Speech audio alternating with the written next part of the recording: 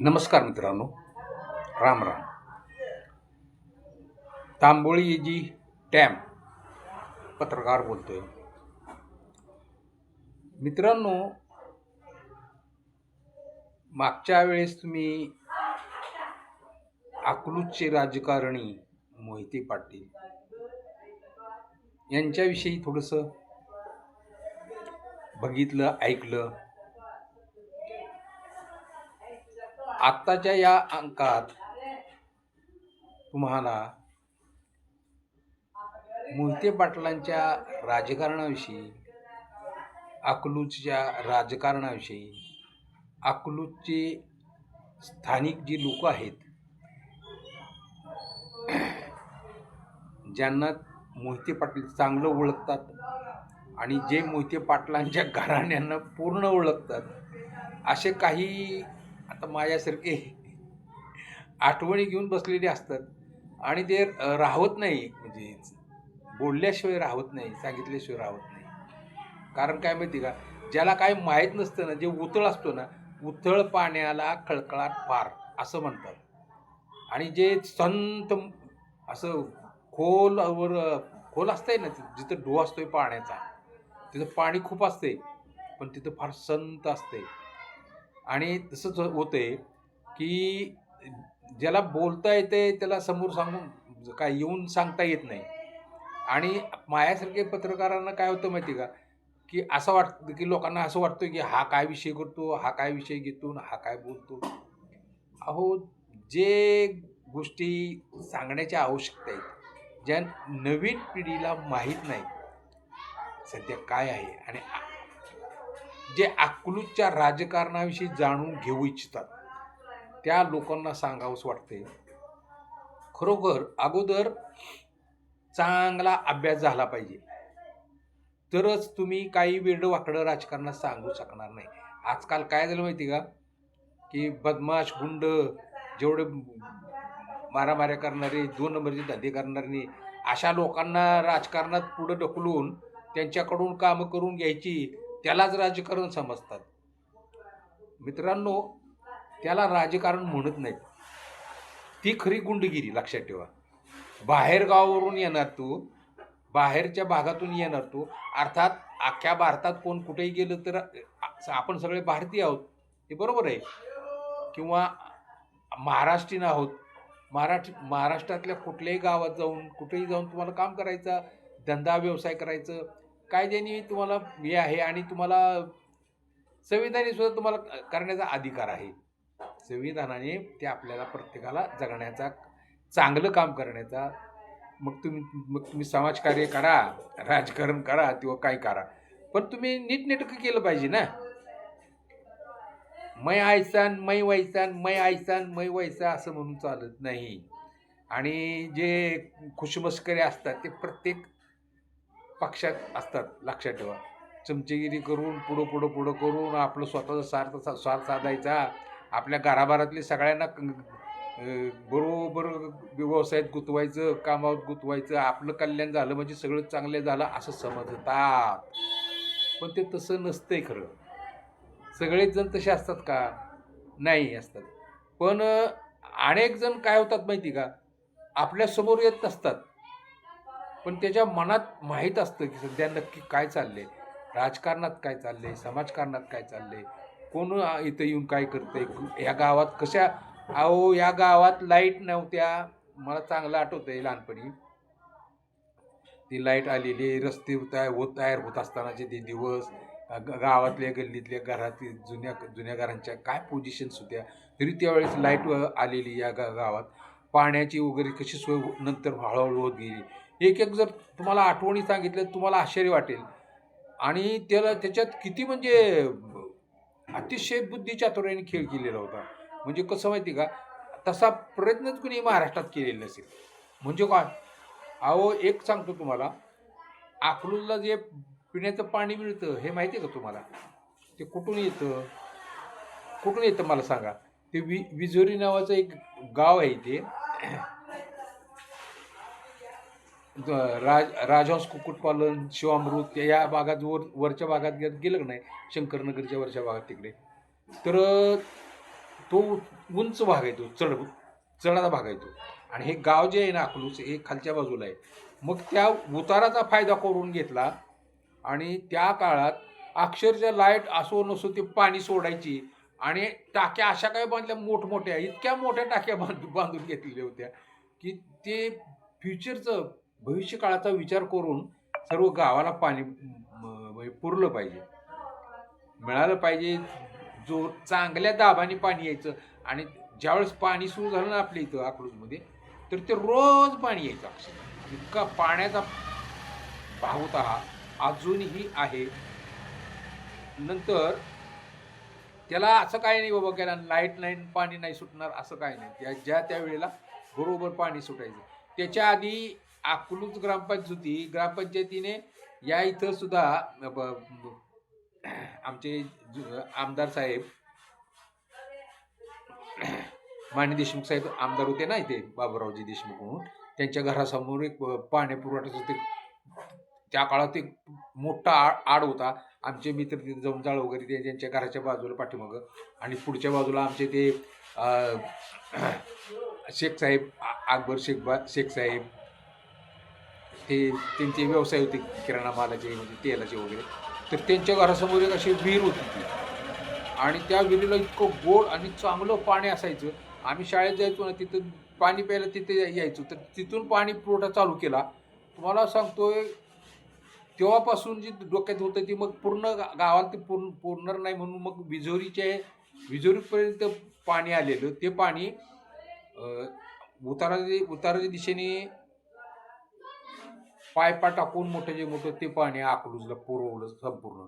त्याच्यामुळं काय झालं, अकलूजमध्ये बाहेर गावावरून येणारे कामासाठी, कामकाजासाठी, सर्व्हिससाठी वेगवेगळ्या संस्था असल्यामुळं, हे पहा, हे कुणाचं बघून वगैरे केलेलं नव्हतं. स्वतःच्या डोक्याने अकलूजमध्ये, स्वतःच्या कल्पनेने, स्वतःच्या आयडियाने, म्हणजे आयडियाची कल्पना चालू होऊन अतिशय सुंदर रचना चालू होती, ज्याचा फायदा सर्वांना झाला, लक्षात ठेवा.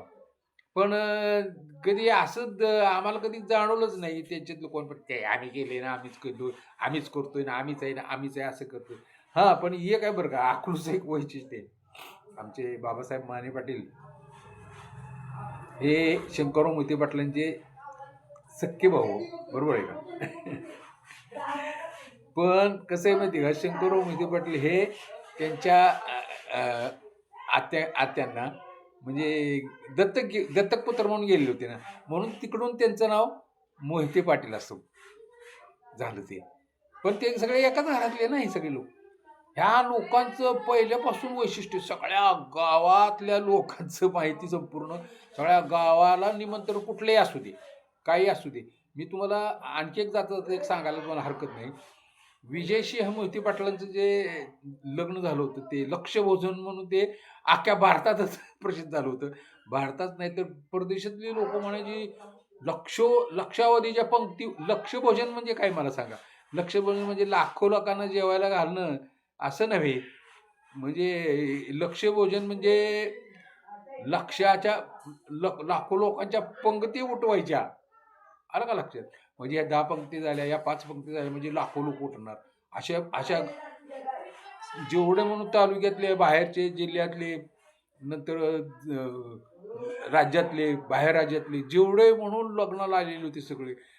ते एक लग्न कसं असतं, अविस्मरणीय असं अजूनही मनात ते अजून आठवतं चांगलं.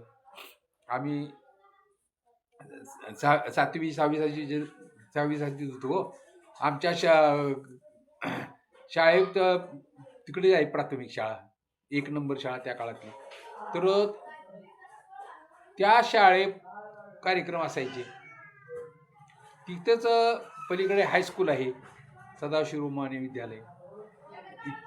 त्या भागात तिथं जेवणाच्या पंगती वगैरे उठवायच्या. मला सांगायचं एक त्याच्यात तात्पर्य असं आहे की कसलाही गोंधळ न होता, कसलाही काय भांडणं नाही, काय नाही, मारमण, सगळे लोक, गावातली लोक, लहान मोठे, वृद्ध, स्त्रिया पुरुष सगळे सगळे सगळे गाड्याने भरभरून आलेले लग्नाला. जे काही बागायतदार वगैरे ते आपापल्या गाड्या घेऊन आले, त्यांच्या बरोबर वाहन लावायच्या सिस्टीम वगैरे त्या काळात पाहिल्या आम्ही. बापरे! शाळेच्या त्यावेळीस डोक्यात जे बसलं की आपलं गाव ग्रेटच आहे बाबा, वादच नाही. आणि लोक फार कौतुक करायचे लोक अक्षरशः. तोच प्रकार आजही चालू आहे मित्रांनो. तुम्ही म्हणताल की काय तुम्हाला काय तुमतीनं दिले का वाजवायचं वगैरे? अहो तुमतीनं नाही हो, सत्य सांगायला काय कशाची लाज आहे? हा, तू कसला पत्रकार मला सांगा. आता काय माहिती का, हे माझ्याकडं मोबाईल नव्हता आतापर्यंत, होतं पण ते काय परिस्थिती आमच्यासारखी त्या मोबाईलची परिस्थिती झाली. काही दिवस तर अक्षरशः बंद होता. याच्यापूर्वी काही मी चॅनल करायचा प्रयत्न केलेले होते, ते पण त्याच्यामध्ये इकडं तिकडं ते झालं, ते फुटल्यामुळे ते सगळं बोंबाबोंब झाले. बरेच दिवस मिळालं नव्हतं, पण नंतर ते आला. बरेच दिवस असं विचार करत होतो की आता या चॅनलमधून राजकारण्यांना काय हवंय मला सांगा. राजकारण्यांना काय हवंय? राजकारण्यांना प्रसिद्धी लागते, राजकारण्यांना मोठेपणा लागतो. मीच मोठा, मी आहे तसा, मी सांगू तसा, मी सांगेल तसा, अशा पद्धतीने चाललेलं असतं. अक्षरशः वस्तीपासून घराघरापासून आजकाल राजकारण सुरू झालेलं आहे. त्या राजकारणी म्हणून त्यांना सांगता येते, त्यांना काय चिडवायचं काय कारण नाही आहे. राजकारण घरापासून लपलेलं असतंय. ते घरातले सुद्धा एकमेकावर कुरघोड्या करणार काय कारण जे असते ना, ते त्यालाच राजकारण थोडं समजतात. पाहुणे रावळ्यात वगैरे इकडे तिकडे होत असते ते. पण तो एक अविभाज्य भाग झालेला आहे म्हणजे जीवनाचा, त्याला टाळता येत नाही.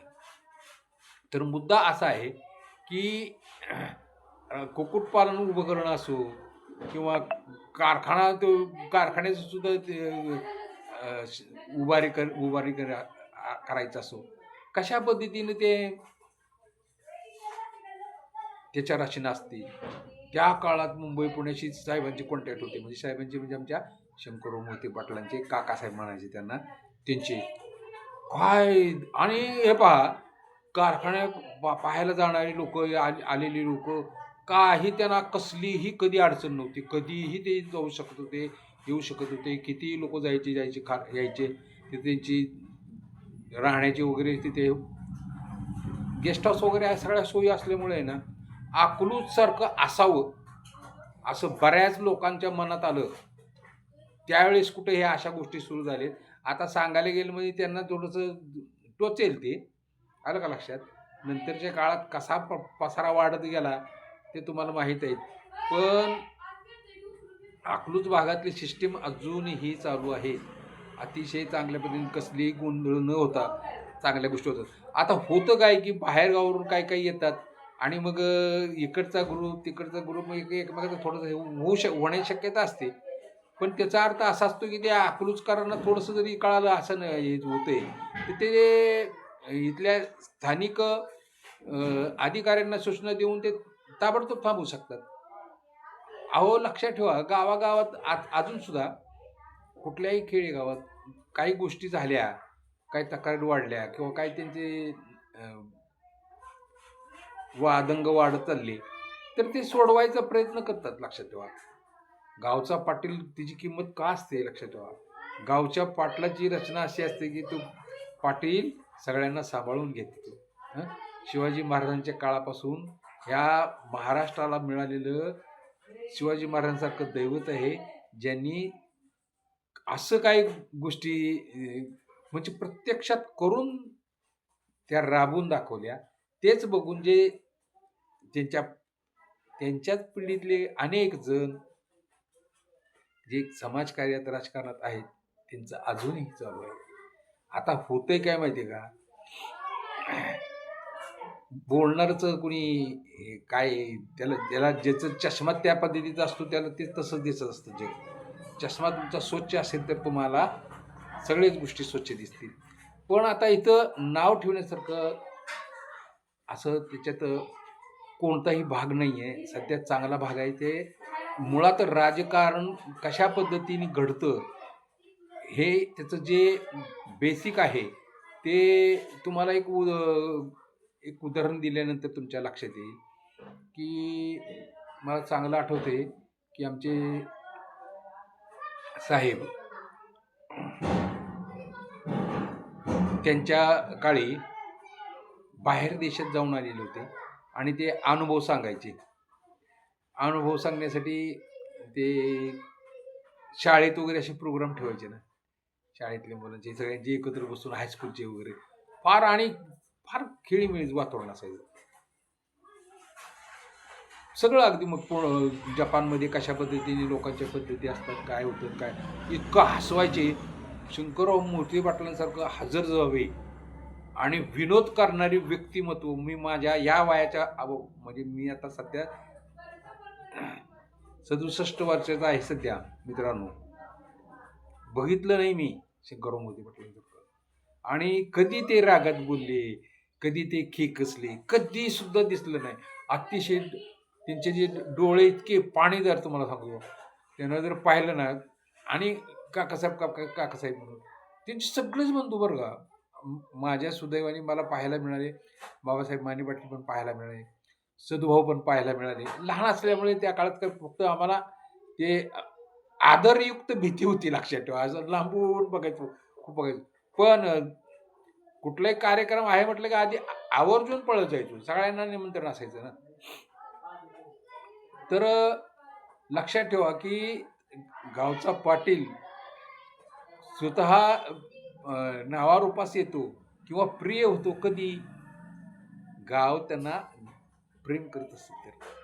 जब गांव चाहता है उस व्यक्ति को, तो बेशक आपकी दोस्ती हो जाती है. आपके साथ वो म्हणजे मैत्रीसारखं वातावरण होतं का नाही मला सांगा. हे तर कुठं याचं याला दम दिला आणि त्याला दम दिला. हा एक आहे मात्र, मेजॉरिटीच्या हिशोबाने जर विचार केला, कोणी एखादा माझंच म्हणून स्वतः खुपसण्याचा प्रयत्न करत असतो. माझे विचार ते स्वतःचे विचारच, मग ह्याच्यात आहे का त्याच्यात आहे का, त्यालाच का मोठेपणा आहे सगळं. तर हे थोडंसं भांडं लागत असतं, ते घडत असतं.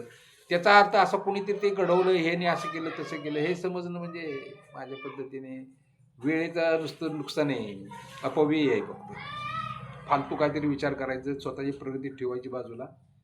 आज माझ्यासारखा मी तांबोळी समाजातला आहे मित्रांनो, लक्षात ठेवा. हे आज तुम्ही म्हणताल की तुम्ही टाइम स्वतःबद्दल का सांगायला लागलाय.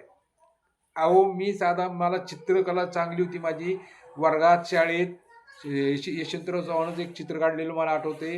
हे शंकरराव मोहिते पाटलांनी अक्षरशः त्या काळात मी 7वीचा विद्यार्थी, पाठीवर थाप मारून सांगितलं होतं, बाळ हे कुणाचं चित्र काढले सांग बरं तू. तर आपले मुख्यमंत्री, त्या काळात मुख्यमंत्री होते ना. मग साहेब म्हणले, अरे वा तुझं ड्रॉइंग फार छान आहे. मग ते आमचे गुरुजी एक होते, इतके गिरी गुरुजी म्हणून, इतके चांगले होते.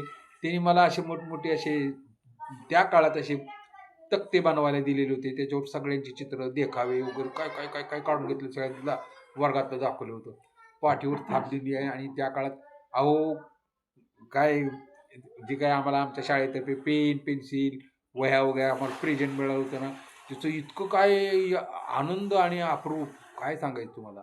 अहो पण त्या काळात त्याच्यामुळं प्रोत्साहन मिळतं ना.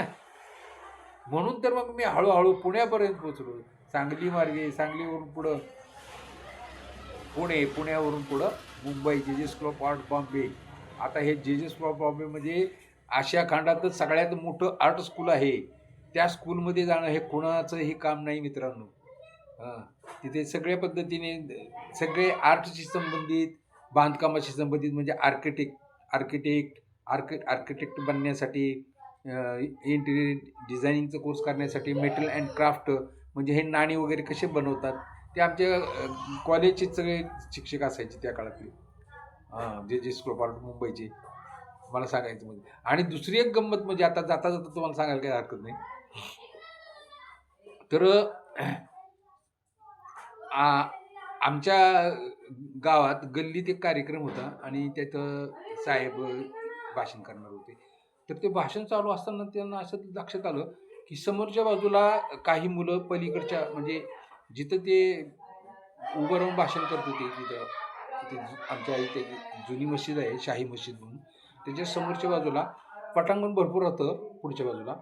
तर तिकडच्या बाजूला काही लोक असे उभे होते तिथे. आणि काही तरुण मुलं पण उभे होते. तर साहेबांनी बाजूला विचारलं, की "ते लोक कोण आहेत? तिथं काय उभा राहिलेत? त्यांनी तिथं समोर येऊन बसावं की इथे. जर त्यांना जर ऐकायचं असेल तर. असं उभं राहून का ते ऐकताय?"